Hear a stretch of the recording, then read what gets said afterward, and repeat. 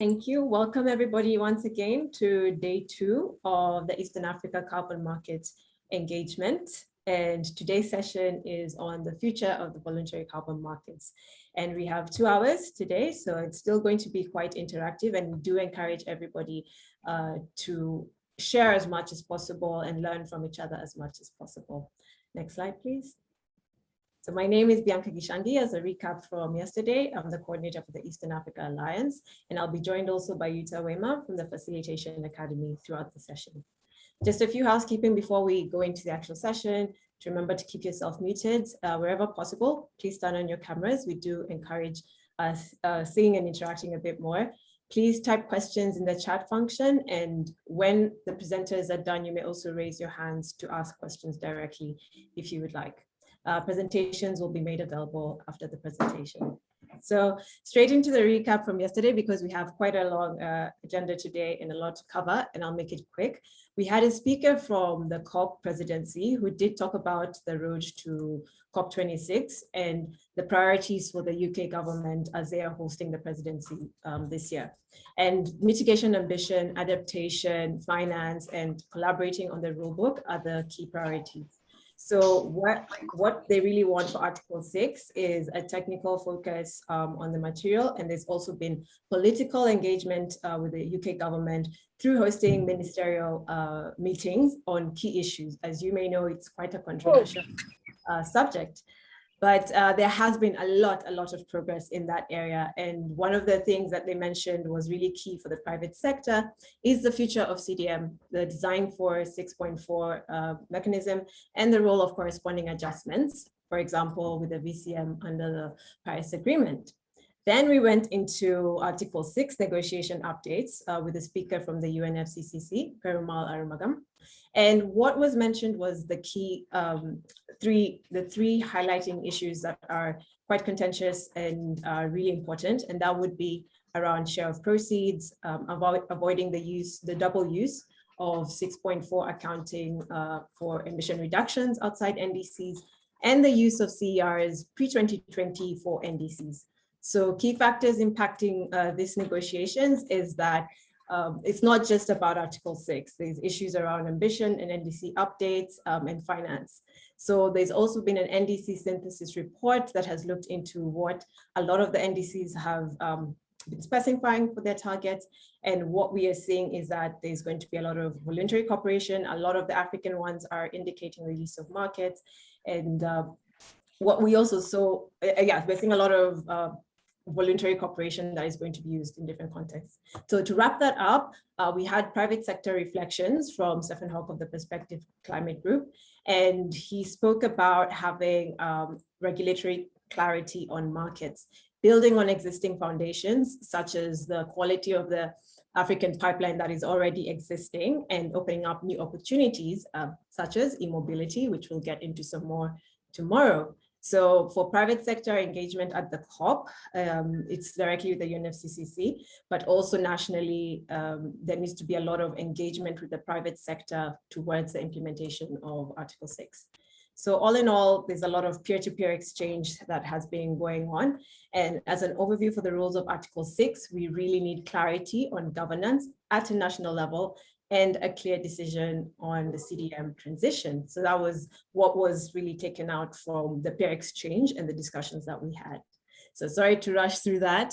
We do have, there's a lot in the presentations that was covered yesterday, which you will all receive. So as an overview for today, as you can see, we are on session 2 on the voluntary carbon markets, a whole day just dedicated to this because there has been a lot of development. Next slide, please.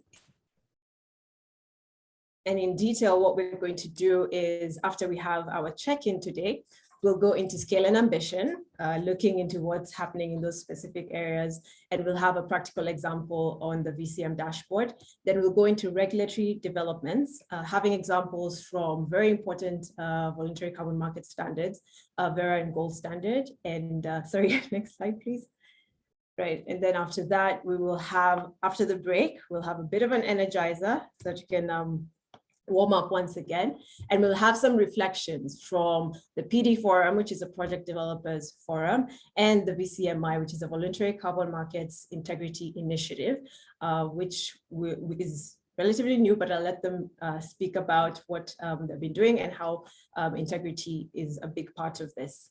So after that, we will have some more peer-to-peer exchange and closing. So next slide, please. Great. With that, I will hand over to Jutta, who will take us through our check-in. Yeah. Thank you, Bianca. And we just want the opportunity to come together again, or to reconnect or to connect for today. We would love you to have a little look at that picture and the figures in it. And just the idea is to select a figure that could maybe represent your experiences regarding carbon markets. And once you found it, just take some seconds to look at all the figures, and maybe there's one where you say, oh, wow, this could be my experience. Then we would love to have some of your figures in the chat. So just write the number. Just write the number. It's better if you write the number in the chat, but it's also nice and very nice if you use the stamping. So just write the number in the chat and maybe a sentence why you choose it, if you want to. Yeah. So what is your experience and why? And let's take a little moment. And people are using the annotation possibilities. It would be easier if you just type a number in the chat and share it with us, please.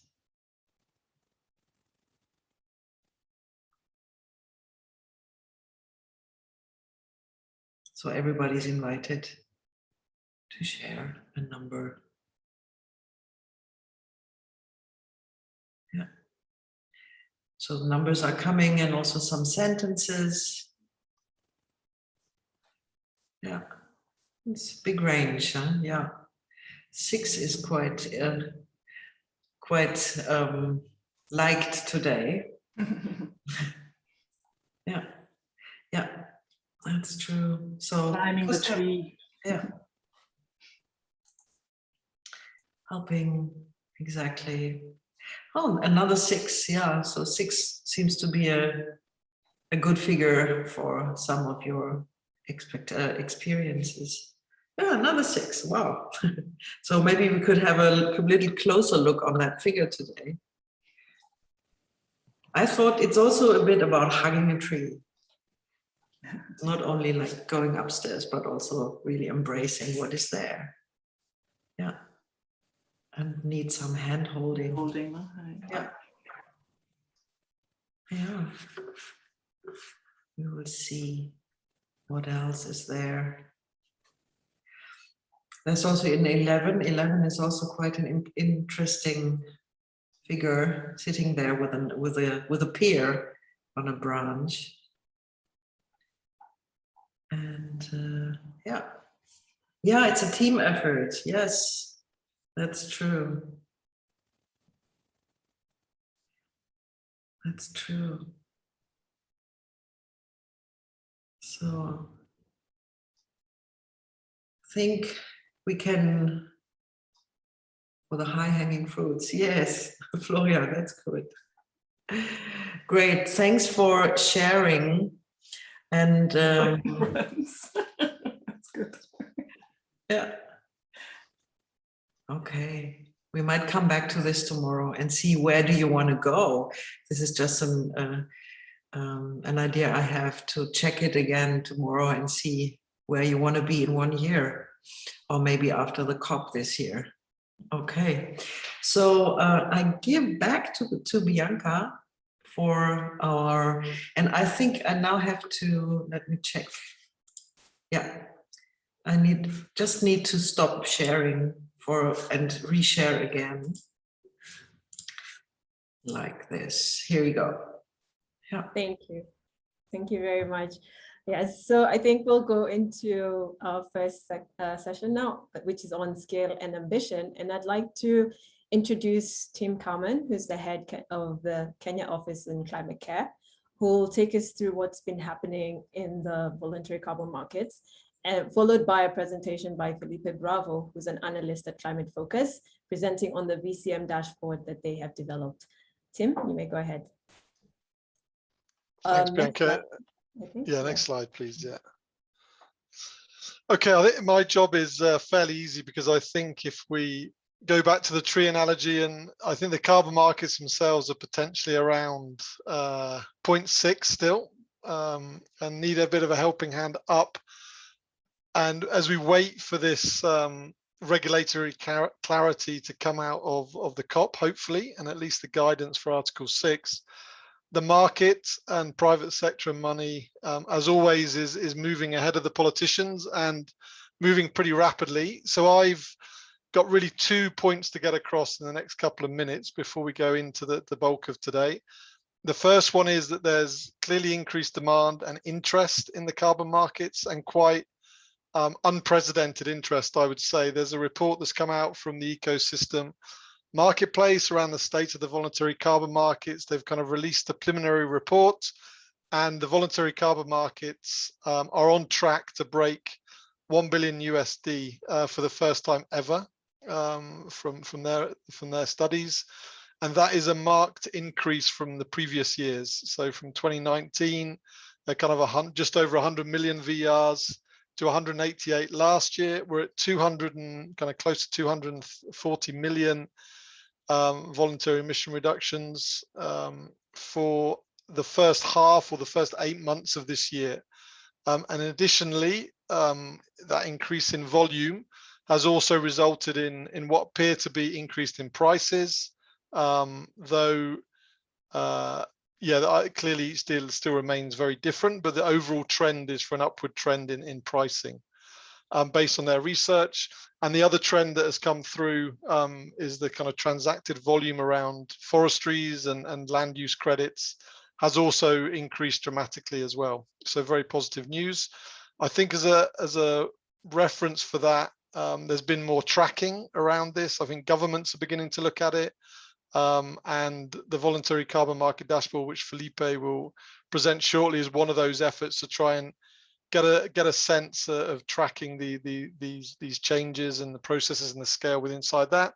And also the Eastern African Alliance as well released some carbon market profiles specifically to the countries kind of at the beginning of this year as well, which will likely be updated as well. And I think as part of that, we're seeing a bit of an unprecedented movement in the market, personnel moving between firms. It's been a fairly depressed place for 8 years. So I guess there's limited kind of new expertise in the market, and there's been a lot of changing companies, mergers, acquisitions, and people moving places as well, just as an anecdote. But the market is definitely on the move, let's say.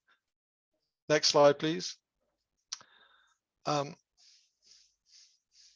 Other way, yeah, okay. So the second point, based on that kind of increased demand and interest, there's clearly increase in scrutiny around what's happening in the voluntary carbon markets.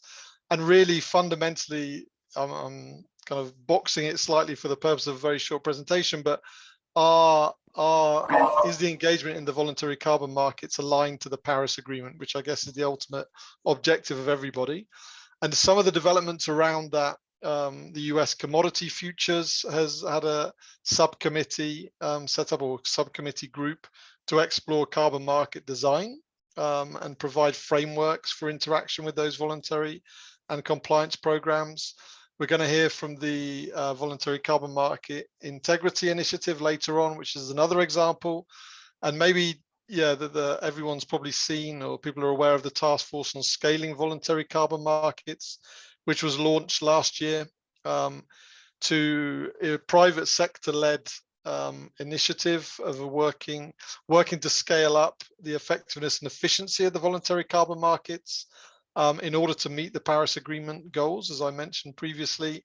And they announced yesterday, actually, that the independent governance body has been set up, including the likes of BP, South North, Verra, the World Resource Institute, so quite a broad range of actors in that governance body, with the main aim now through that governance body of establishing these core carbon principles. So my two messages are quite clear. One, massive increase in demand, the likes we likely haven't seen before. And that is leading to increased scrutiny and interest around the governance of the voluntary carbon markets, with various initiatives emerging. And I think I'll pause there, Bianca. Thanks, Kim, for keeping it quite concise. And I think the message is quite clear. It's definitely quite vibrant at the moment, this market. There's quite a bit of units, and with that is coming the scrutiny. But the prices are also going up. So it's very interesting to note. And with that, I would like to introduce Felipe Bravo, who can then show us a bit more in his dashboard, the activities that have been ongoing in what Tim has just been talking about. Yeah.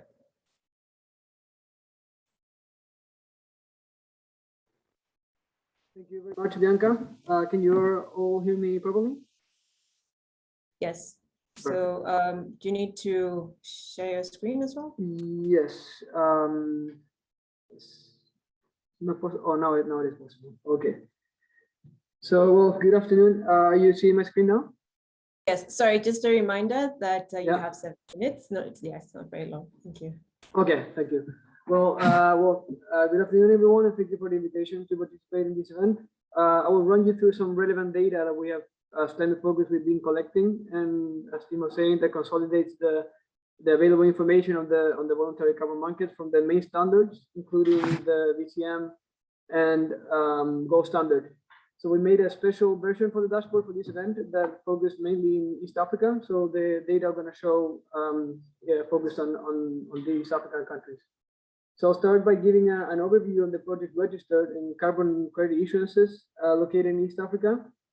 And this shows that nearly 68% of the project registered and 64% of the credits issued are located in countries members of the East African Alliance. So in the following slides, I will focus on the project registered and issuances of the in the countries of part of the alliance, so the countries members of the alliance.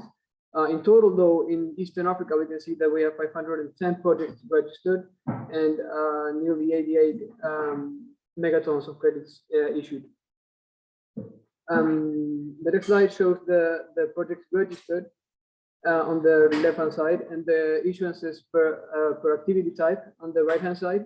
One clarification that I need to do here is that we are showing for the projects registered, we are showing both POAs, which are a program of activities, and VPAs, which are voluntary project activities. So as we know that some projects can be registered as a POA, which is like an umbrella project, which can have many VPAs registered under it.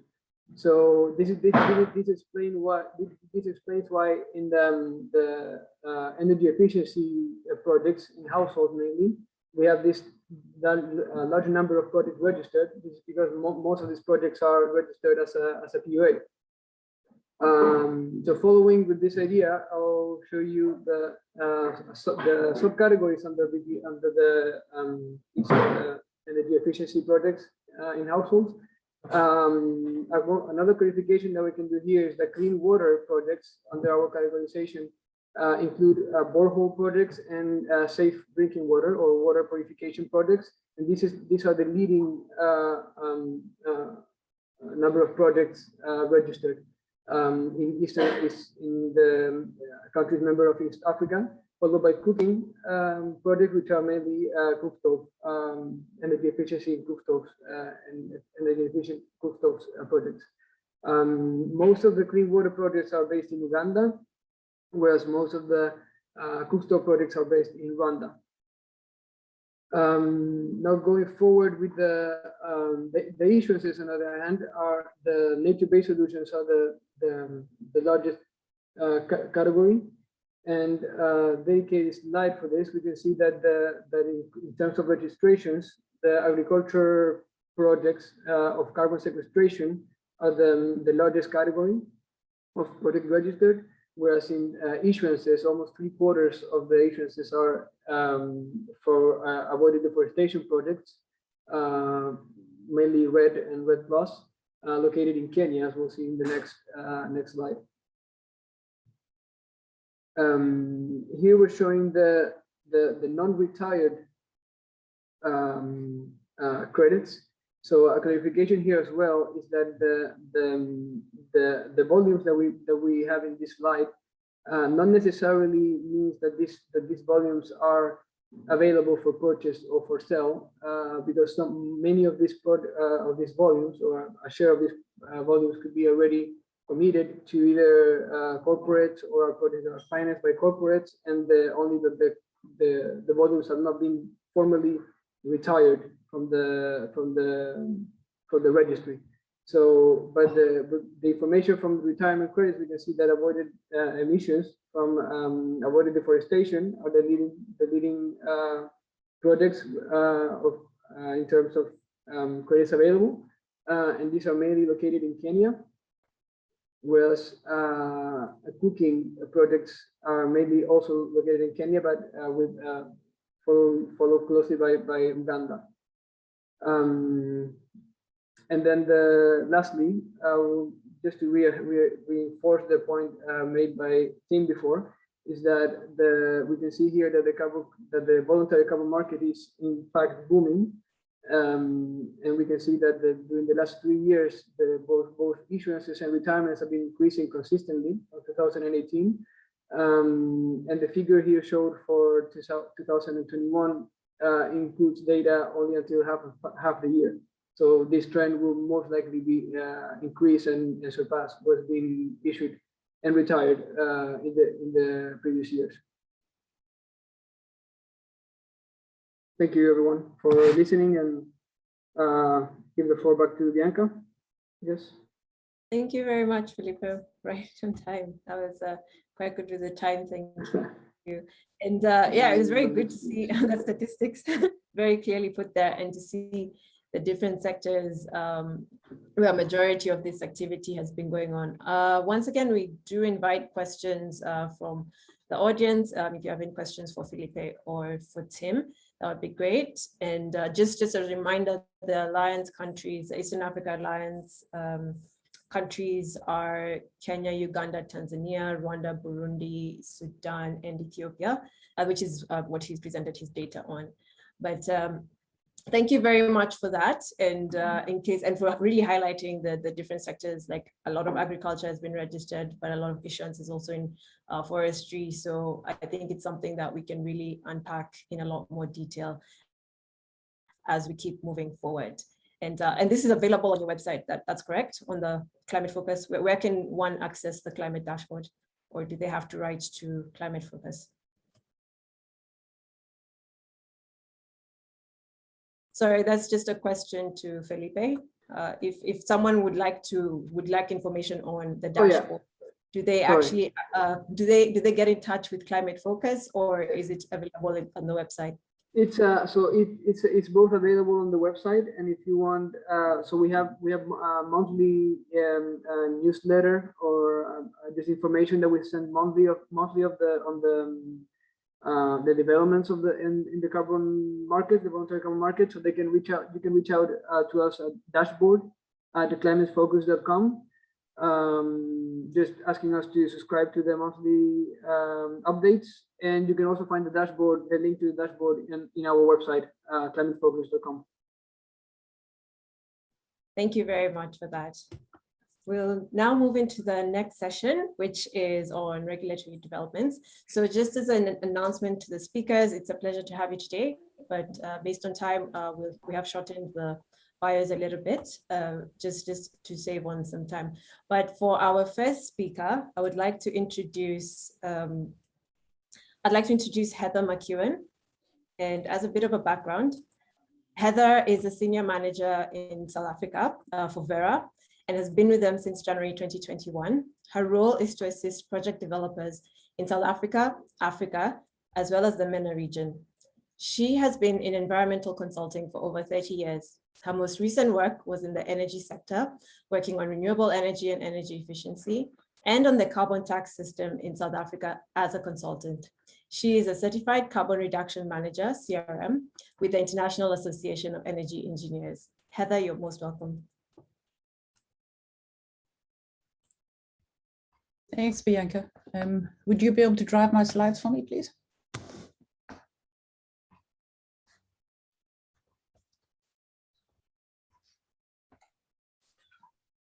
Bianca, do you have the slides? Otherwise, shall I present them? Shall I present them? Okay.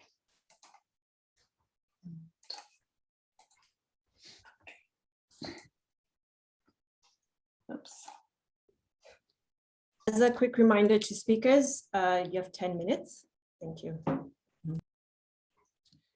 Thank you very much, and thanks for the opportunity to present today. If I could go to slide 2, please.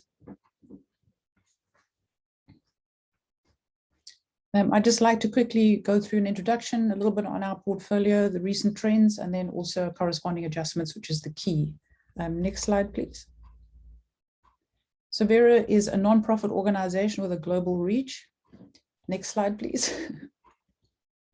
So we manage a number of independent certifications and standards. The Verified Carbon Standard is the one that we're most known for before we rebranded to Verra.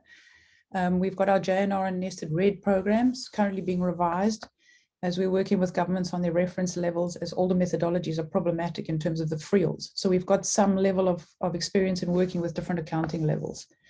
The other programs I'd like to mention are the CCB and SD Vista ones, which allow a project to add an additional label to the carbon credit. So for example, on a cook stove project, you could achieve maybe 6 of the 17 SDGs and label your credit accordingly. And we're finding that these carbon credits can command a higher price in the international markets. Next slide, please. So these are the qualities of a good credit, and obviously Verra supports high quality credits that are real, measurable, permanent, additional, as well as additionally verified, transparently listed, uniquely numbered, and conservatively estimated. Very clearly and without a doubt, we support the principles of no double claiming and no double counting. Next slide, please. So I just wanted to do, and I've used an old-fashioned maps, not like Felipe's presentation, just to show our African portfolio. If I could have the next slide, please. There's a slide missing there, I think, or some text missing. Could you keep clicking till all the text is on? Thanks. So Verra has 160 projects depicted in the dark blue. We have pockets found in Africa, 35 in South Africa, and this is probably linked to the carbon tax, which has recently been implemented. The other areas are Kenya, Madagascar, Uganda, and Zambia. One might expect that you would have more red projects, but when I looked at the registry, I'll see that there's more non-AFLU type projects. The non-AFLU projects are spread across cook stoves, 30%, hydro, 11%, solar waste, and chemical. The AFLU projects are split across red and reforestation type projects. At the moment, 5 projects are undergoing public consultation. This is a safeguard we use. These are cook stove projects, and they all carry the SD Vista label. There's also one grouped renewable energy project, which was similar to the POAs of the CDM. Solar PV is allowed in LDC countries, and from the 46 that are listed, 33 are in Africa. In addition, renewable energy is allowed in non-LDC countries where the grid-connected electricity generation is not for national or regional grid and is for captive use only. Next slide, please. Just getting to the East African Carbon Alliance, you'll see I've got it in blue there. The projects, you see the number of projects, total number 48, and the split across AFLU, non-AFLU is not following the African trend that I showed earlier. Next slide, please. Next slide, please. So this just supports what Tim and Felipe were saying, and that obviously we're seeing an upward trend. For Verra, you'll see is that we've issued 144 million tons as of June, but this, when I last looked at the numbers, is 190 million tons with a quarter to go. Another important thing to mention is that David Antonioli, our CEO, has just been chosen to be on the board of the Task Force for Scaling Voluntary Carbon Markets. There were 16 members, but there was an agreement to add an additional 4, one from the supplier side, which is David, one from the intermediaries, one from the buyers, and other to represent Indigenous communities. Next slide, please. In here, what we're just trying to show, two key things in this graph is that carbon crediting is growing as a solution, and natural climate solutions are becoming a greater part of that solution. Project types have been increasing, and early NCS projects were REDD and ARR, and the new developments include mangrove restoration, conservation, and soil capture. In the future, we're looking at seeing more technological type of solutions with carbon capture and storage, looking at the capture, transportation, and storage, and then direct air capture and even microalgae. Next slide, please. So now I'll get on to the corresponding adjustments, which is the key. And if I could have the next slide, please. Thank you. So remember that in Article 6, and as discussed yesterday, 6.2, 6.4, and 6.8, they haven't been settled yet. And so we're all trying to think about the permutation and the ramifications of each going forward. And we're not 100% certain of what the outcome of COP will be. And even if a decision's made, it will take time for the systems and mechanisms to develop and mature. So this is a little bit like when I knew I was having twins and I had to decide on two sets of names, a set of girls, a set for boys, and then we had to choose one top girl set and one top boy set. And the negotiating partners in that case were my husband and I. So Vera, in stating our position, looking at the different outcomes, we have to consider all the possibilities. We have, in addition, held a public consultation process and involved all our stakeholders to ask them what their opinions are before we formulated our position. So Vera's position is that for corresponding adjustments, it's a construct of the Paris Agreement, and it's meant to ensure global emissions add up, and it is for reporting by countries. Vera agrees that corresponding adjustments are needed between countries so that no two countries are counting the same unit. But on the other hand, when companies report their corporate sustainability reports, the Vera position is that that's exactly where they should be, and they should not require corresponding adjustments. So the question would be why? Slide 14, please. So by mixing these accounting systems, because these are separate and parallel accounting ledgers, and in order to seek purity, we think that this would disadvantage developing countries. And it would disadvantage the developing countries through perverse incentives, where you could have, for example, an investment that would be driven to domestic reductions. It's easier to do your carbon project in your host country than it would be to require corresponding adjustments from developing countries' governments who are battling to put systems together. And it would undermine the investment where it is therefore needed the most. In addition, contribution claims would undermine corporate ambition because it removes the very rationale for carbon offsetting. It would return us to the world of corporate philanthropy, and it would likely to reduce investment. And then the next slide's a graph where I'd like to try and explain this in a little bit more detail. On the previous slide, I did have a little link you'll see there to the blog page where Vera has, and I'll drop it in the chat afterwards, which explains this in a lot more detail in the interests of time. So on this graph, the scenario is that corresponding adjustments are required for all countries and corporates. And until the countries put into place the policies for dealing with the VCM projects, for example, putting in a minimum price. And I was chatting to my Latin American colleague yesterday, and he was saying that Peru's may be looking at saying that they will only do a corresponding adjustment for credits that are more than $20 a ton, which is a good price, or ensuring that they're outside of NDCs. So these fine decisions need to be made once the rubber hits the road. And corresponding adjustments would mean higher costs for the host country is what we're arguing. So this becomes an equity argument because these are the LDCs that don't create the global climate problem, but through corresponding adjustments, they'll need to replace the most expensive tons. So in this example on the graph, the country might have a target to reduce 10 tons, which is represented by that red line, and they face an abatement cost curve with increasing prices. If a VCM project sells reductions, and that's the area C in the graph, from an activity in that country and reduces by X amount of tons, with a corresponding adjustment on the VCU, the country has to deduct the reduction from its accounts and then continue its reduction if it's beyond its target. In other words, area D on the graph. So the cost to the host country is A plus B and D. Without a corresponding adjustment, the host country does not have to deduct it from the national total. So the cost to the host country is simply A and B. Next slide, please. Thank you.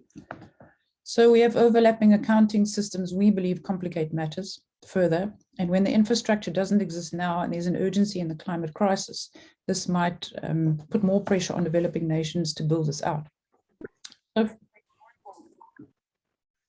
So for example, corporates may be making net zero claims, and they say an e-commerce company like Amazon or Alibaba or Flipkart, and their scope 1 emissions are operational, scope 2 are purchased electricity, and they would be likely to occur in the host country. But their scope 3 emissions would be associated with global supply chains, and it would be reflected in the country inventories in which they occur. In addition to that, you've got your scope 2 emissions that would overlap with the emissions of the energy producer, and your scope 3 emissions in turn overlap with scope 1 and 2 emissions of companies and consumers, producing the inputs for those e-commerce companies' supply chains. So when an e-commerce company reduces their internal emissions by investing in energy efficiency or renewable energy and investing in electric vehicles or whatever else it is, those emission reductions would show up in their annual sustainability reports. However, these emission reductions would also be reflected in the accounts of the countries where the reductions took place. So if we pursue a system that ensures that no single emission or no single emission reductions ever reported or claimed by more than one entity, down to the nth degree, we'll end up with an extraordinarily complicated system. So rather than seeking accounting purity at every level, Verra believes that the emphasis should be on two things. One is ensuring that all actors set up the most ambitious targets that they possibly can, and that these are become more ambitious over time. And the other is ensuring that all actors invest in and they report on their own action. So what has Verra done now to address this uncertain future? If I could have the next slide, please. So what we did was we updated our rules on the 22nd of April, and the link is down the bottom there. It's version 4.1 of our standard, and specifically section 320. And this basically allows for the labeling of VCUs used in the context of the Paris Agreement, including CORSIA. So as I said, this is a complex topic. And in the earlier slide, I put a link to the blog on our website, which explains in more detail. And if anyone has any questions, then I can answer them now or after the next presentation. Thank you.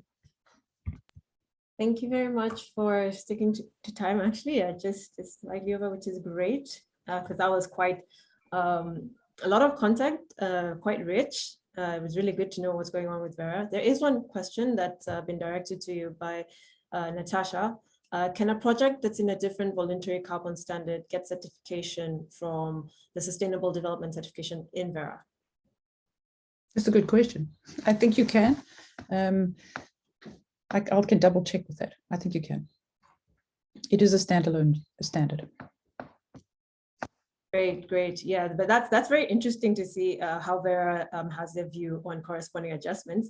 And I think now it would be great to hear what another standard thinks about corresponding adjustments, and then maybe we can go into some discussion about that. So our next speaker is from the Gold Standard, and I would like to introduce Hugh Salway. So Hugh is the head of environmental markets at the Gold Standard. Carbon market standard focused on achieving the highest levels of environmental integrity and promoting sustainable development through its projects. So prior to joining the Gold Standard earlier this year, Hugh worked as the head of global carbon markets in the British government. So welcome, Hugh. You have the floor. Great, thank you, Bianca. Hi, everyone. I think I was, for those who were here last year, I was here last year when I was in the British government giving the same presentation that you saw yesterday on the UK's COP priorities. So it's good to be back in my new role. I have to do the most terrifying part now and make sure I can share my screen, which hopefully you can see this, and hopefully in a second it will be in full screen. Let me just make sure I can do that. Can you see it in full screen? Yep. Yeah, yep. Yeah. Great. Great. I just wanted to start, as Heather did just now, just providing a bit of an introduction to Gold Standard for those who aren't so familiar with us. So Gold Standard is a non-profit independent certification standard, which primarily serves the voluntary market, but also serves some compliance regimes as well. We have around 30, over 30 methodologies which are used by projects. We have around 2,000 projects in over 80 countries across the world, working with around 350 project developers. And as you can see on this slide, as Heather showed for Vera, we have quite a high number for gold standard of projects in East African Alliance countries. So what you can see here is a snapshot from our registry of just a selection of the 200 plus projects, and that includes projects within wider programs of activities that we have in East African Alliance countries. And like Vera, we have a variety of projects. So some cook stove projects, some other energy efficiency ones, biogas, forestry. And as you can see here on the kind of colorful symbols in the middle, all of the projects that we have contribute to the Sustainable Development Goals. So each gold standard project must contribute to at least 3 of the SDGs. And you can see here kind of the selection of some of the SDGs that are supported by gold standard projects in East Africa. Tim's already covered a bit of this, so I won't go into too much detail, but just taking a step back and looking at the market this year. I mean, there's a reason why we're having this discussion now, because there's a lot of interest in the voluntary carbon market and its future. And this slide just really illustrates the significant scaling that we're seeing in the market this year and have seen over the past few years. And the way that I see it, there are 3 major connected themes which are shaping the evolution of the market. One is the emphasis on trying to scale it up, and that's what you see through the work of the task force on scaling the voluntary carbon market. A second is looking at issues around integrity and quality. So really ensuring quality in the projects and the programs that are operating in the voluntary carbon market. And then also ensuring integrity of their use. So making sure that the carbon credits from the voluntary market are used responsibly by end buyers. And I think we're going to hear soon from the Voluntary Carbon Market Integrity Initiative on some of the work which they're doing for that. And then the final big evolution which we're seeing is the transition to the Paris climate era. So this is the first year in which countries are implementing their NDC.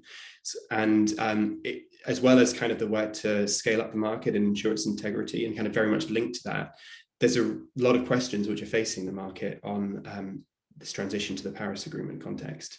And one of those is, I mean, it's kind of noticed the corresponding adjustments issue, but it's really about how we consider claims to emission reductions in the Paris context, and how we avoid double claiming.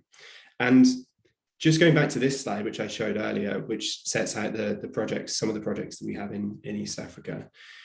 The question which we kind of have to ask ourselves is, how should we think about claims to the emission reductions achieved by these projects when they happen after 2020? So if these projects generate emission reductions in Kenya, Ethiopia, Rwanda, Uganda, and other countries, and those are counted towards the NDC of the host country, can an organization outside of the country also buy credits from those projects and claim that they are carbon neutral as a result of that? And often that would be without the host country knowing. And there are risks that we see with that. There are risks that we see in terms of double claiming with the idea that you can count an emission reduction towards the NDC of the host country, and that it can also be used by another organization to make an offset-based claim, a claim where effectively they're saying that their emissions are neutralized or compensated completely by those emission reductions. And so the way that we're seeing this moving forward from the gold standard perspective is 2 different paths for carbon credits in the future. So a lot of the sort of discussion so far has been around, are corresponding adjustments required or not? And we in gold standard see 2 different paths forward. There is a path where a project acts beyond an NDC, so it achieves emission reductions which are beyond what will be achieved towards an NDC. And it does that by the host country applying a corresponding adjustment for those carbon credits. And where that happens, and where there's no risk of double claiming with an NDC, the end buyer can buy those carbon credits and can make an offset claim. So they can claim carbon neutrality, they can claim their emissions are offset. And then there's another world where these carbon credits aren't authorized under Article 6, they're not adjusted for by the host country, and they may therefore be counted towards the NDC of the host country. And those can still be bought by an end buyer in the voluntary carbon market. but it's a different type of claim that can be made. It's a claim that the buyer is supporting climate action. And those two claims can sit alongside each other. There's no inconsistency between claiming to be supporting climate action and these credits being counted towards the NDC of the host country. And I think for us, it's important to emphasize that we see both of these as good. Both of them are sources of climate finance. Both of them are sources of investment into activities within countries. But one of them, if you're going to make an offset claim, it needs to be a unique claim. And so you need to have this first part of a corresponding adjustment. And just with one of the points that Heather made earlier about a corresponding adjustment being a construct of the Paris Agreement, we agree with that. But that also means that a corresponding adjustment should be applied in the way that parties agree it should be applied. And we agree completely that a corresponding adjustment should be applied where mitigation outcomes or emission reductions in one country are transferred to another country and used towards their NDC. But if you look back to what came out of the most recent COP, the draft Article 6 negotiating text, so what's going into this COP in a month's time, the text there makes clear that, as it was at that point, internationally transferred mitigation outcomes can include mitigation which is authorized for other purposes. So purposes other than use towards an NDC. And this is purposes which are determined by the first transferring participating party. And what this means in practice is that if a host country authorizes emission reductions from a project to be used in the voluntary market and says it will apply a corresponding adjustment for that, then it will have the ability to do so. So that will be allowed. And there's a reason that that's in there, and that's because many of the negotiators see this problem of double claiming between NDCs and between the voluntary carbon market. And that's why this provision for other purposes has been included. And just to provide a bit more context on how we see this working within Gold Standard. So on the left here, you'll see basically this hexagon is meant to represent our standard. So we in Gold Standard are committed to aligning with the Paris Agreement, so making sure that our rules are consistent with what's required under Article 6. We're making sure that when additionality is tested, baselines are set, it takes into account the policies of host countries. We're also very likely to be committed to aligning with the core carbon principles from the task force and making sure that all of our carbon credits meet those core carbon principles. So all Gold Standard credits will have that baseline level of quality and I'm sure go beyond it as well. And then you will have some of our credits which are authorized by host countries for use under Article 6. And those credits where that authorization has been made can be used by another country towards their NDC. They can be used under CORSIA, which requires double claiming with NDCs to be addressed for emission reductions after 2020. And they'll also be able to be used towards voluntary offsetting. And the host country would need to make an adjustment for those as part of the condition of its authorization. But then there'll be other credits which we have which haven't been authorized for use under Article 6. And again, there will be a market for those credits as we see it. So Heather talked about the South African carbon tax. And for that, that's a compliance system within South Africa, which is intended to meet South Africa's climate targets. And so it doesn't make sense for emission reductions achieved by South African projects to have to make a corresponding adjustment because it's trying to meet the host country's NDC. So no authorization is needed there. But then we also see a market for companies or other organizations who want to make a different type of claim and are happy and want to claim that they are supporting climate action within the host country. And for both of those, the emission reductions can be kept by the host country and counted towards their NDC. We don't think we're completely radical in seeing things that way. So looking back at, this is one of the slides from the Task Force on Scaling the Voluntary Carbon Markets most recent report, which points to a very similar model where they see credits meeting the core carbon principles, which have a letter of authorization, so are authorized by the host country for use under Article 6, or where they're not authorized under Article 6. So this model seems to be, in our mind, kind of where the future of the market is going. And so there'll be a choice essentially for host country governments as to what you authorize and what you don't. And just on Heather's slide about the price and the sort of additional cost of a corresponding adjustment, it's for the host country to decide what you authorize and what you don't. And maybe you authorize high-hanging fruits, maybe you authorize only things which are outside of your NDC plans. And it's your choice as to what you authorize and what you want to keep towards your NDC. So final slide here, what's needed to get us to this model? I mean, Heather's right that we don't have the things in place yet.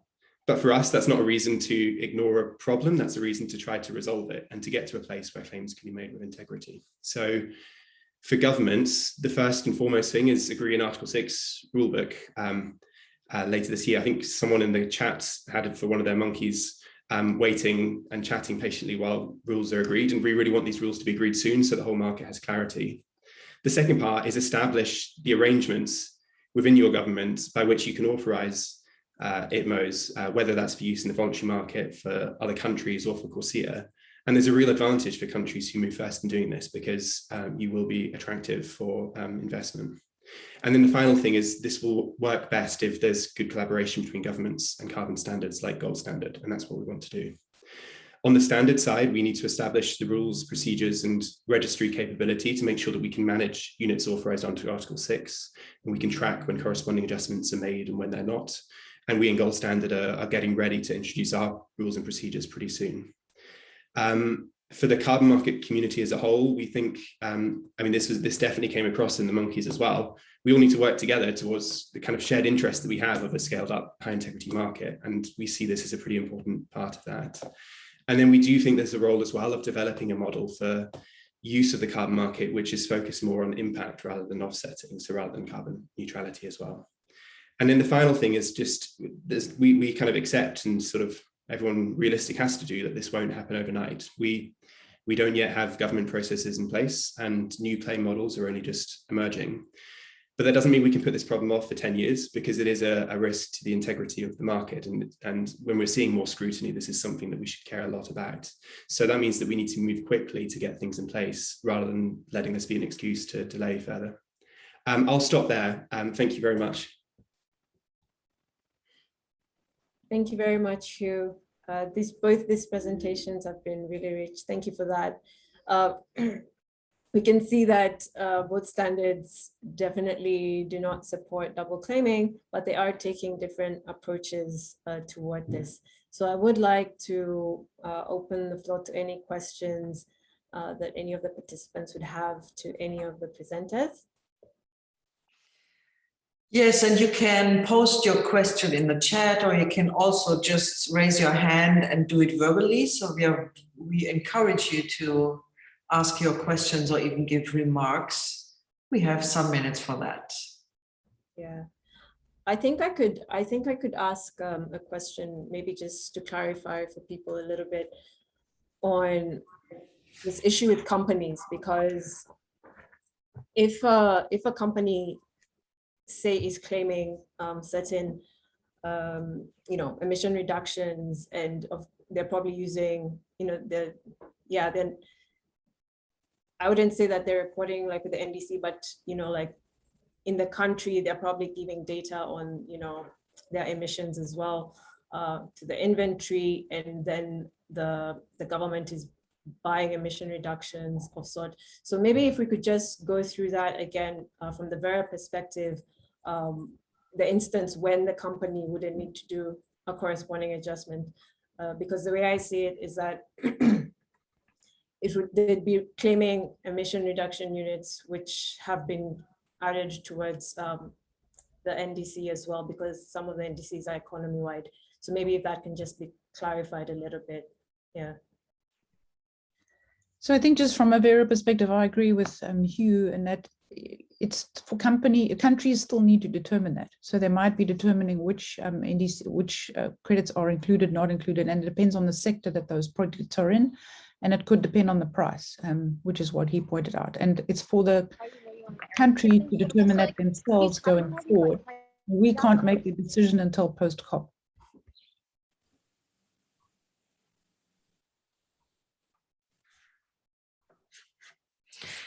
There's also 2 more questions in the chat. See one from Sultan.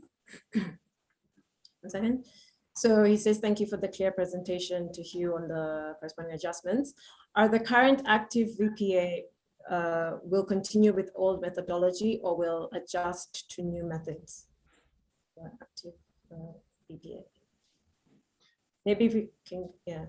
But Yeah, I can answer this if that's helpful. I mean, so current, I'm not sure this may refer to kind of the methodologies. I think it refers to the methodologies that projects use. And I think current projects can continue to use their methodology for the period of their current crediting cycle. And I think it's kind of a standard thing for gold standard that when you get to the end of your crediting period, if there's a new updated methodology, you need to apply the latest version of the methodology. So that's what would happen kind of here, and that's standard regardless of the transition to the Paris Agreement.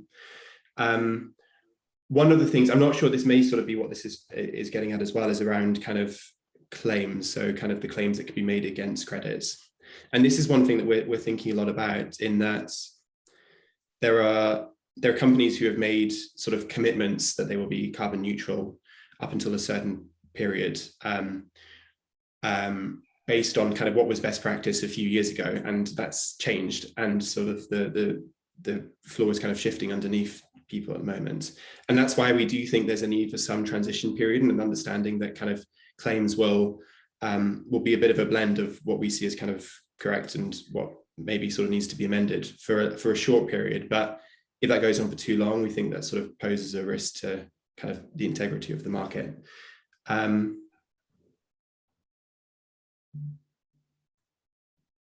There's also another question from Stefan, which is also on, do you have any insight into emerging VCM demand from East Africa beyond, from corporates, CORSIA, and beyond that, so that's further to you, then we'll go to the other questions.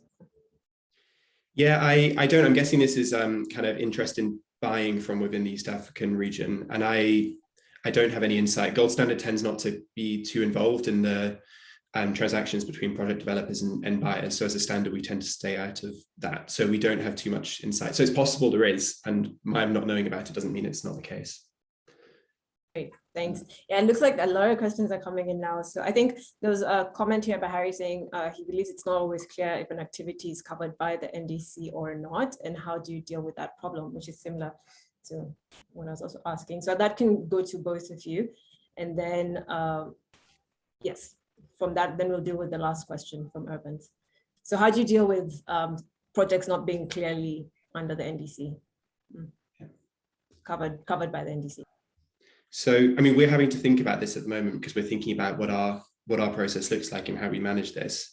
And we're taking as a starting point what came out of the last COP.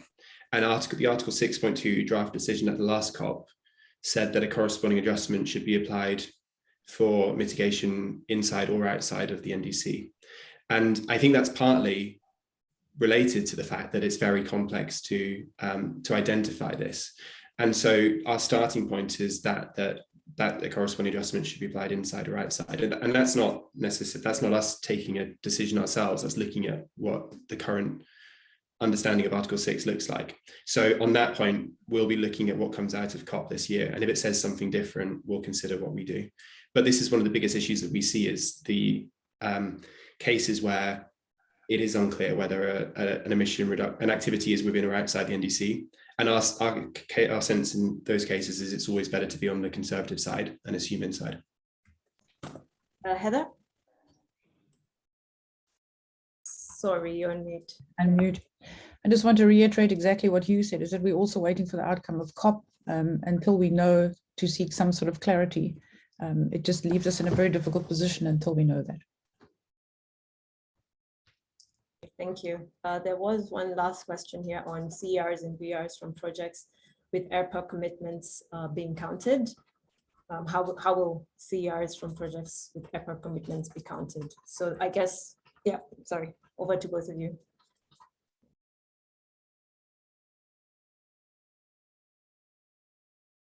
But that also is touching on another issue in the negotiations.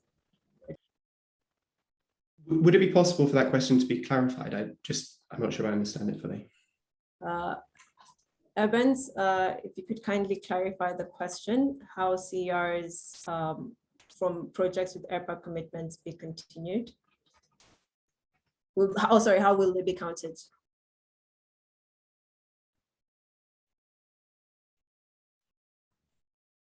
Can I verbally say it? Yes, thank you very much, Bianca. So I was imagining, for example, if a project receives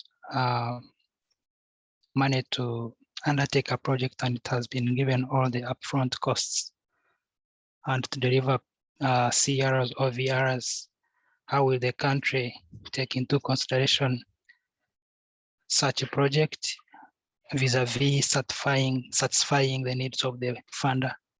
Maybe if I may say that.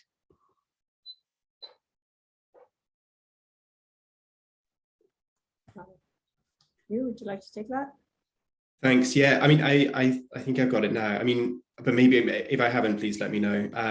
But we, the way that we see this working within our own approach is authorizations by the host country don't need to happen only for new activities which are not yet to start.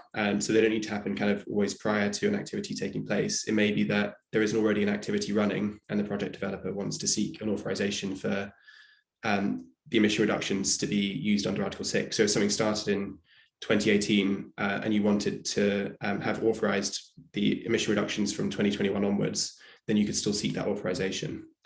So that will be kind of in the approach that we set out. Authorization can come at any stage in the project cycle, essentially, and we then take that into account.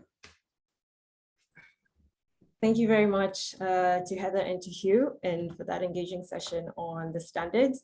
I would now like to hand over to Yuta. We'll take a short break before we commence with the rest of the program. But thank you for the questions, and thank you very much once again to the speakers. Over to you, Yuta. Yeah, thank you, Bianca. And I think I will directly give the voice to my colleague Tina, because we thought, okay, it will be good to have a little refreshing now. And instead of like having a break, we will do some energizing exercise with you so that we can, after all this brain and thought and content thinking, that we remember that we have a body and that we are also fully present here again. So I give the speech to Tina. Okay, yeah. So let's do a bit of a physical activity, and those of you who can, please put on your camera. If you can't, no problem. And the first thing is to look around in your room and touch something blue. So see if you find something blue. You can touch it or you can hold it into the screen. Yeah.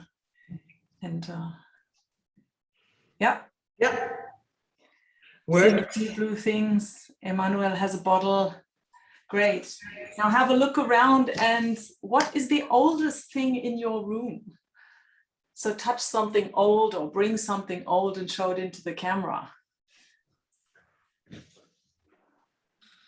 What have you got? Urbans, what is that you have there? It's my boy's toy. Who's got something really old? Let's have a competition for the oldest thing in the room. And if you switch to gallery view, you might see some more people, and we encourage you to open your camera. We see old phone. Yes. I found a piece of wood. I think that's quite old.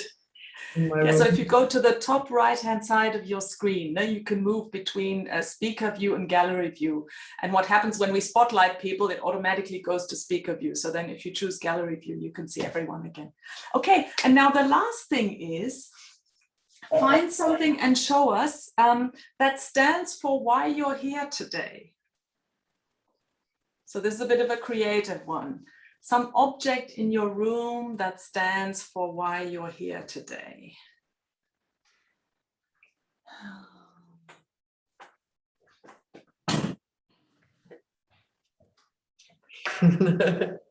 I liked him, change maker. Yes. Vanilla, what do you have there? A wad of reports I've got to read. Thank you. Natasha, what about you? What's that picture? This is my family. So save the planet for them. Thank you. I just found an empty wallet. does this count or it's too much? No, it all counts. Emmanuel, what do you have? Yeah, this is honey, and we are promoting honey production in a way to conserve the environment in some parts of Kenya. Thank you. Great. Thank you, Emmanuel. Okay, great. Taria, what do you have? Is that a water bottle? Yeah, it's a water bottle. I thought it represented water and then carbon, it's sparkling water. So there's carbon dioxide in the water. So I thought they were kind of linked to carbon, but then I kind of just changed my mind. So I'm going to actually put this up. And what this is like a recycling bin. And just to say, we just launched our cities climate infrastructure fund, and recycling is going to be a big part of it. So cool. Congratulations. Thank you. Good.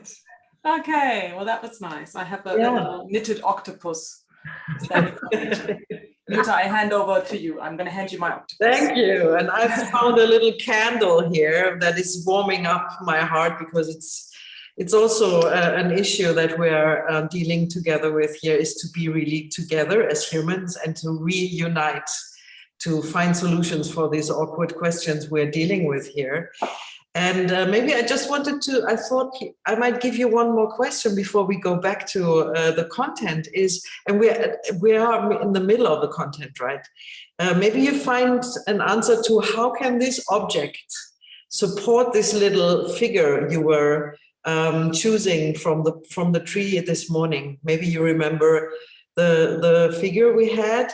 So once you remember a bit where it was and what it stands for you, maybe you find a connection to the object you just found and how it can support you in your, let's say, further traveling, further voyage into this subject and into this big network you're together.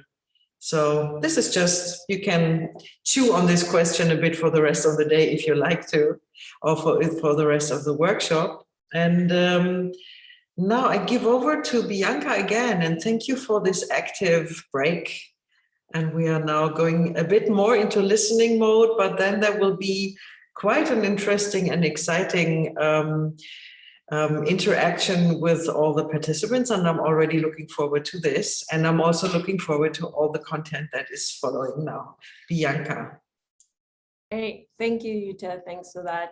I hope everyone is refreshed and ready for the next half of the session. And I would like to kindly ask Tina if she could project our screen, because our next speaker is Rachel Child from the PD Forum, who will be giving us some reflections just based on what we've been discussing, just the two presentations that have been going on before, but to really, discuss how the VCM, what needs to be kept, what needs to be changed under the Paris Agreement. And Rachel, it's good to have you with us today. And you can, not this slide, next slide, please. I was meant to do that slide before the presentations on corresponding adjustments, but I believe Hugh explained quite well what a corresponding adjustment was. If there's still clarity, I can do that again after. But next slide, please. Yeah, that's the right one. Next slide. So Rachel, you're welcome. Thank you very much. It's a great pleasure to be here. So my name is Rachel Child. I'm a director of the Project Developer Forum. For those of you who don't know us, the PD Forum is a collaborative sort of trade association of developers of projects that generate carbon credits. We've got, I think, over 40 members now, and we've been around for over 10 years. So we've got members who've developed projects through CDM, JI, Gold Standard, Verra, and all the rest. And as all this activity is building around the voluntary carbon markets, we thought it might be useful to kind of clarify some thoughts and perspectives from the project developers. So we wrote a paper summarizing our views, and I'm kind of going to talk through some of those. The full paper's on our website, if anyone's super interested. and it's kind of to give a bit of perspective from the project developers. I was going to say from the coalface, that's probably not the right wording anymore, but some sort of real practical issues, boots on the ground of developing these types of projects. So should we move to the next slide? So we've kind of we've put our thoughts around 3 main points, which are covered in the paper, of 3 issues that are kind of coming up around when discussions happen around the voluntary carbon market. So the first one is around the type of credits and removals credits versus emissions reduction stroke avoidance credits. So I think in the Oxford Principles paper, in the science-based targets, net zero standards discussions, there's a role around, there's talk around different types of credits and what are the best inverted credits to use. I think from the point of view of project developers, we still feel that there's a role for emissions reduction stroke avoidance credits as well as removals, at least in the short term. I think it was the IEA, they published a paper earlier this year that said to hit net zero targets, investments in clean energy in emerging and developing economies needs to multiply by 7 times to over $1 trillion a year by 2030. And this is massive increase in investment. And we feel that the carbon markets are a very efficient way of channeling often private sector finance to clean energy projects in emerging and developing markets. So, and you know, of course, there's always this thing that it's better to avoid emission of CO2 now rather than having to remove it later on. We recognise that there is going to be this, you know, there's likely to be this shift towards removal credits, land use, forestry, CCS over time.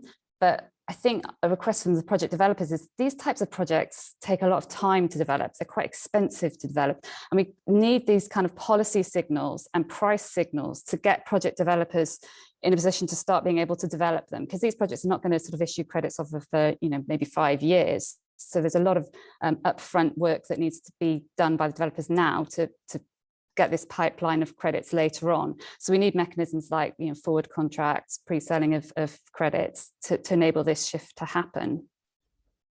The second point was around corresponding adjustments. We feel that it should be up to the user to elect whether to apply a corresponding adjustment not at the point of retirement. We don't think it should be obligatory.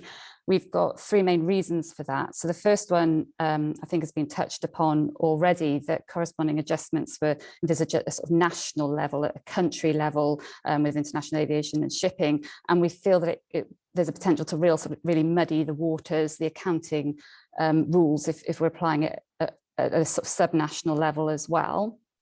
The second reason, again, has been touched upon, but is around, you know, the rules aren't necessarily yet in place. The Paris rulebook isn't agreed yet. And we think it's going to take time for these rules to happen and to be sort of bottomed out. And we probably haven't got that much time. The climate emergency is, you know, it's an emergency. So is there a risk of delaying things if we kind of wait for that rulebook to be put into place? And I think the third reason, which we feel quite strongly there's some equity issues, that to apply corresponding adjustments will probably require some capacity building of the relevant institutions and ministries in the countries that have to apply them. And that's going to take time, it's going to take money. And we think if there's not enough time, you know, if that doesn't happen, then there's this risk that some countries who haven't got the institutional capacity to introduce corresponding adjustments will then potentially miss out on a really large stream of carbon finance that will prevent activities happening. And I think we can learn some lessons from the CDM, where there was quite an equal distribution of projects. And one of the reasons for that was sort of institutional capacity around host country lists of approvals. And we feel there's a risk of, you know, not the same issue, but potentially a similar issue happening here. The final point is around quality of credits and ensuring overall mitigation. A lot of discussions around on how we ensure quality of credits and that emissions reduction is really happening. PD Forum, I think we really welcome these discussions, these very healthy discussions around additionality, around permanence, around baseline, really support them. And we generally develop projects to standards that have independent third-party verification and validation, and that have the principles of additionality, permanence, conservativeness deeply enshrined. And we also support the development of new standards that have these similar principles. I guess, you know, the point we would make is that it's around clarity and timing. That from a project developer standpoint, these projects take a lot of time, effort, and money, and having sort of really clear rules that don't change as you're halfway through developing the project is helpful. So I think there's this idea of having the rules developed and knowing that they're going to be in place and not change. And that was our key points. We've got the full paper on our website. It's not super long, so if you want to take a look, we really welcome your feedback on it. And I guess to kind of sum up is how it, from a project developer standpoint, as Tim said earlier, we've had this sort of very quiet, kind of quite sad period of the voluntary carbon markets, and now that they're just sort of blooming and bursting, we feel that it's a massive opportunity for channeling a lot of private sector, often finance, to some great projects that, as well as reducing, removing, avoiding carbon, can deliver co-benefits around sort of jobs, income creation, electrification, contributing to SDGs. And that's super exciting. So exciting times ahead. Thank you. Thank you very much, Rachel. And wow, stuck to time. Thank you once again for that. So I think what we'll do is have our next speaker as well, and then we can have questions open to the floor. So with that, I'd like to introduce our next speaker. One moment. And that would be Tariye Badegesin. Please correct me. On the name. Yeah. Yes. So Tariye is the co-chair of the VCMI, which is, as I mentioned earlier, is a voluntary carbon market integrity initiative. And so she's a co-chair of the steering committee, and she's also the managing director and CEO of ARM Harris Infrastructure Investment Limited. As an investment, she's an investment professional with over 20 years of experience in finance and principal investments in infrastructure, and has mobilized over 3 billion in capital for infrastructure projects in Africa. So she was on the founding team to establish the Africa Finance Corporation, AFC, a Pan-African development finance institution with 6 billion under management. So we're very pleased to have you with us today. The floor is yours. And just to let me know, you'll be speaking without slides? Fantastic. Okay. Yeah, you have 10 minutes. Okay, thank you. Thank you, Bianca. And thank you for having me here today. It's really been a great experience listening to the prior speakers and for giving the chance to VCMI to speak about some of these very important issues leading up to COP and beyond. And so as you can tell from our name and also sort of the buildup of the earlier slides, the VCMI is the Voluntary Carbon Markets Integrity Initiative. And the concept behind its establishment is really for integrity to be the bedrock for how we scale carbon markets and how to do so carefully. Our view and the view of the proponents of the initiative is that if voluntary carbon markets are to fulfill their potential and accelerate credible climate action, they must be used as part of robust emissions and reduction strategies, and they must also support sustainable development. And so integrity really needs to be at the heart of us, of all of our objectives to meet the 1.5 degree centigrade goal. So VCMI is basically an attempt to build a pragmatic norms and guidance framework to ensure the integrity of voluntary carbon markets. And our initial focus is going to be on climate action claims and those claims made by businesses, while also supporting supply side access to financing opportunities from these markets. So we're a multi-stakeholder organization, and it's basically a multi-stakeholder effort putting civil society, governments, indigenous people, and the private sector together to work on the issue of integrity. And it's quite complex, and I think it's really going to be an evolving and sort of multi-dimensional effort to define integrity across both carbon reduction as well as impact and sustainability. I mean, I think the and Bianca, feel free to send me a message when I'm getting to about 2 minutes, because I kind of didn't keep track of the timer. So just ping me. I do have the chat up. And I could probably go on and on. But I think ultimately, VCMI is needed because while we are going to sort of all be accelerating, and you're seeing this like rapid growth in the carbon markets, it's very important that we do so with care. And there needs to be a balance between the speed and acceleration and the management of sort of the care and the pragmatism of how we do that. And I think a lot of the prior slides have spoken to the complexity and why we have to proceed with care, because we may just find that the markets aren't effective in reduction because we haven't, implemented it with the care that's required.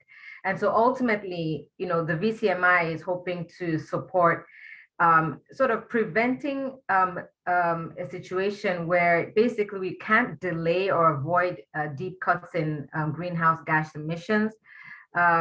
There's a fear about greenwashing, and so we want to be very careful about how we manage greenwashing. And frankly, I think a lot of the earlier slides have really articulated the detail. And I think I'm being a bit careful on this call to go into all of that detail, because our consultative report, which we produced and is being commented on, is still being commented on. And I'm pretty sure that many of the folks in this conversation are commenting on that report. And a lot of the points that have come out are actually issues that are being dealt with in that report. In terms of, how we're expecting to address the issue, voluntary carbon markets have to operate with high integrity, supporting the 1.5 degree goals.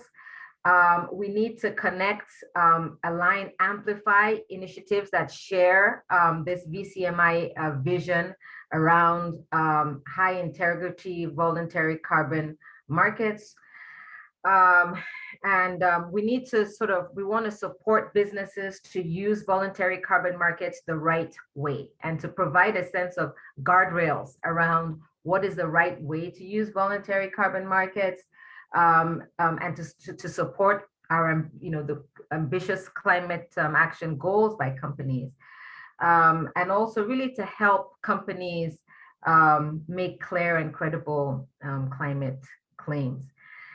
An area that's very important to us as well is the issue of access, and developing markets' ability to create credible voluntary carbon markets access strategies that are implementable. And that's why this forum is very important to us. It's very important to me, given that I operate in the West African market, and we're very keen to also have, as part of our initiative, a framework for supporting governments and their strategies to get access. And so we actually have a partnership with UNDP that is going to be engaging with countries. And there's a select, I think, 5 countries that are hoping to pilot the access strategy framework, but we would hope that that would grow significantly sort of off the COPE launch. And I'd be very happy to hear from anyone in this group that would be interested in supporting that.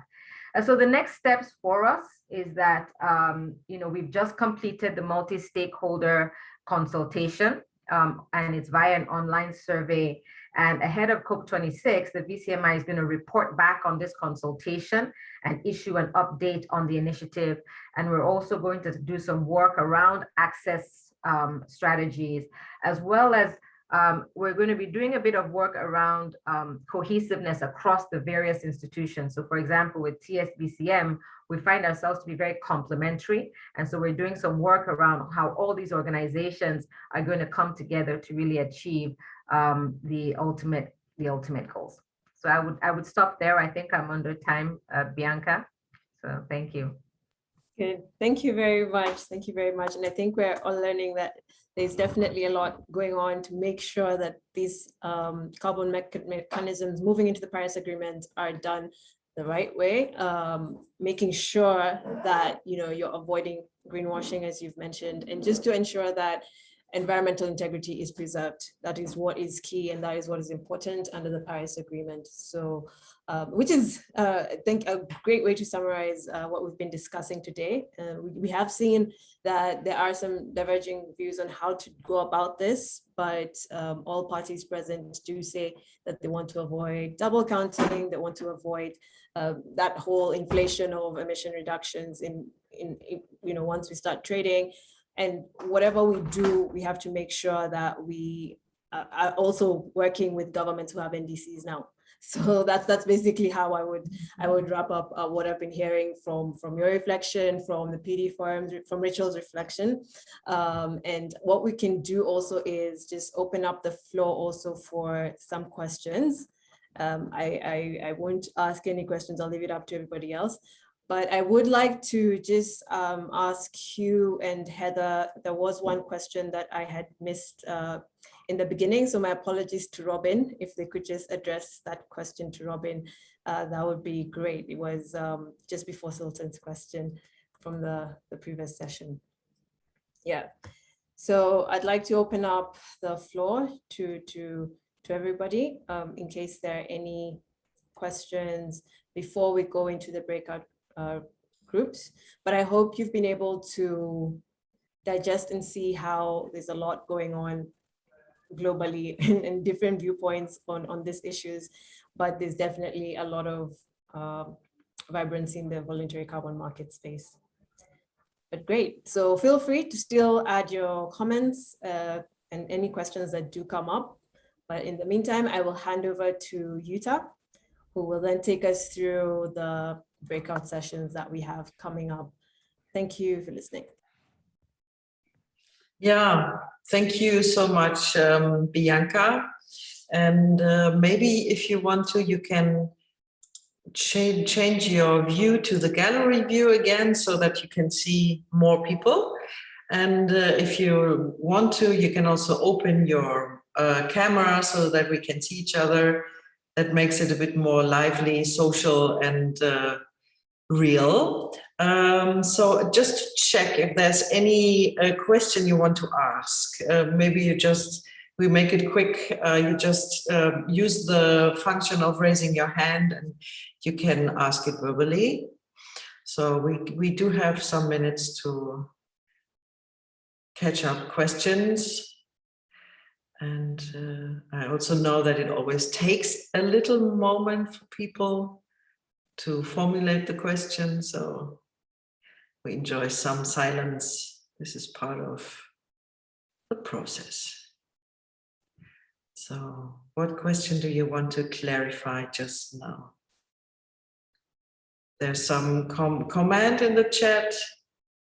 Thanks, Rachel and Tyraye, for clear standing of YCM.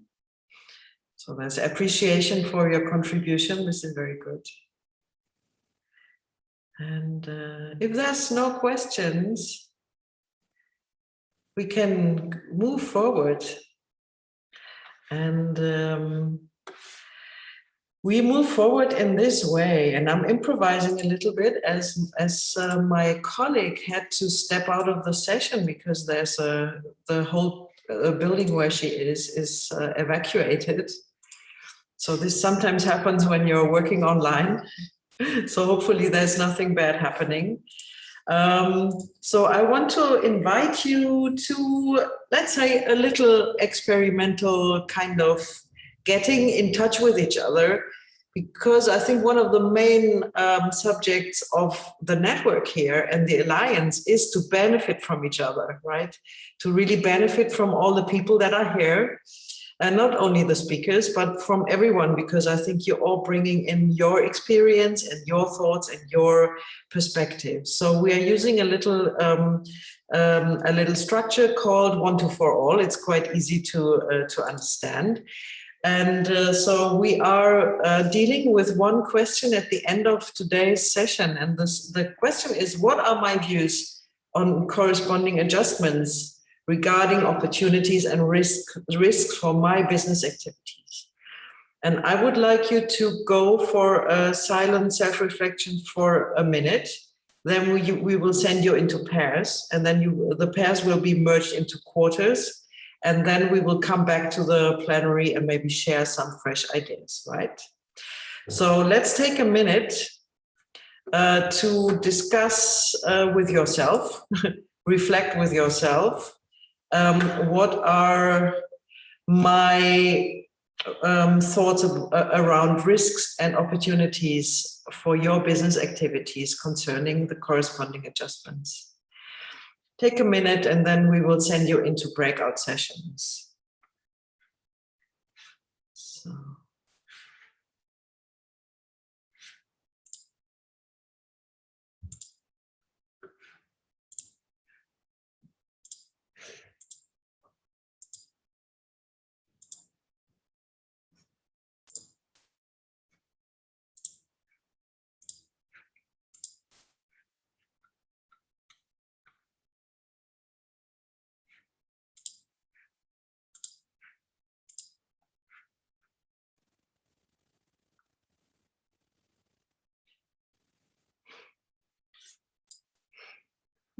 So what are my views on corresponding adjustments regarding opportunities and risks for my business activities? Okay, I will now send you into little breakout groups, and it will be around, I just have to count. It's 8 minutes, let's say like 9 minutes. You will have, you will meet one more person or maybe 2 more persons now for 4 minutes, and then we will merge the duos into quattros. And it will be a bit awkward maybe for that moment where you suddenly are going to move into a bigger group. So don't be afraid at that moment. And also one situation can occur that now you're going to go in a breakout session with 1 more person. Maybe this person is not connected via the computer and can't open the video or even can't open the microphone. If it is the case, then you just be with yourself and the question, and you're going to be merged sooner or later after 4 minutes. So don't hesitate to talk to the person you're meeting in the breakout session now. We really encourage you to share your thoughts, right? And if you're having a partner that doesn't speak, don't worry, it will work out sooner or later. And we are going to be back here in 10 minutes and share some thoughts. Okay, so, and I invite you now for the breakout sessions. Enjoy your conversation around the topic, and then there will be the merging, and then you'll come back into the plenary. And there's no need of formal presentation. This is more thinking aloud together, right? So you can share your thoughts and your experiences afterwards in the chat, but you don't have to report, right? Okay, so enjoy your little trip. Bye.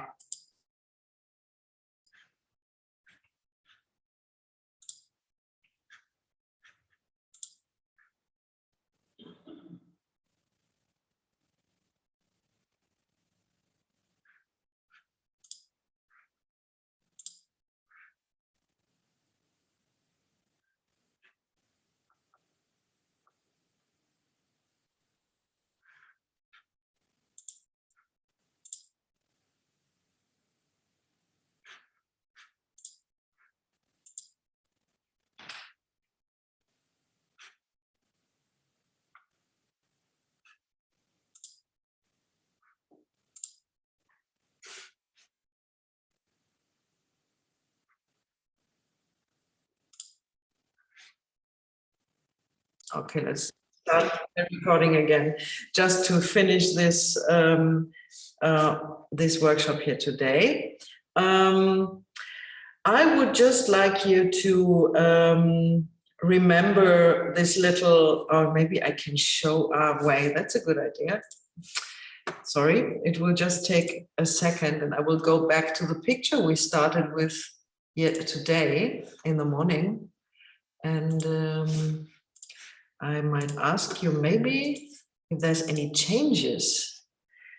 If you just look at the picture again and think, okay, compared to how I felt when we came, maybe something has changed for you. So where do you find yourself in this picture regarding, it's a different question now, right?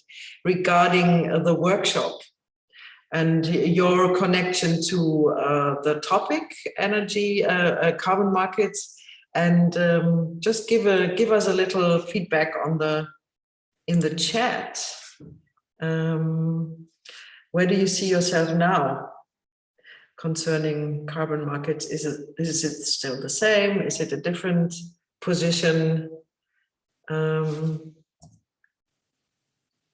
you want to just give a little feedback here. So where are you now? How does it feel after you learned a lot today? Yes, where do you see yourself now regarding carbon markets?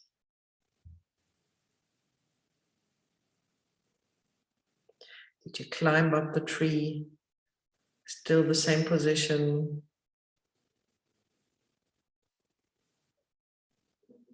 Changed? You can also just raise your hand and do it verbally. It's also fine.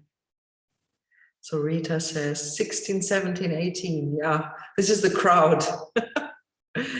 Yeah. Yes, and feel that a couple more of us are climbing the carbon markets tree, almost there. Climbing up the tree, so a bit higher. And 15, it's also quite, yeah, wow. This is like a victory position, done something. So if you want to maybe just share a last thought with everyone verbally, you can also do it. You can also just open your microphone and speak. So we are a small group now. And it's nice to hear some people's voices. How was it for you today?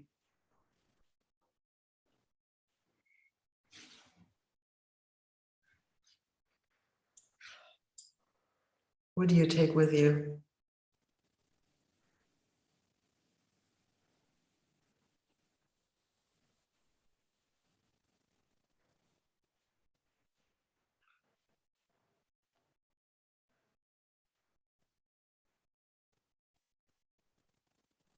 Okay. So what do you think, Bianca? Are we done for today? Is it over? Yes, it is. But thank you very much for the interactive exercises. At least we maintained the energy throughout, so that was quite helpful. I would like to thank everyone for participating in the entire session. Hopefully we see you tomorrow. Once again, the presentations will be shared, and we look forward to seeing you again. Thank you, and have a good evening, night, morning, wherever you are. Bye. Bye. Bye, everyone. Bye. Bye. Thanks, everyone. Bye. Bye, everyone.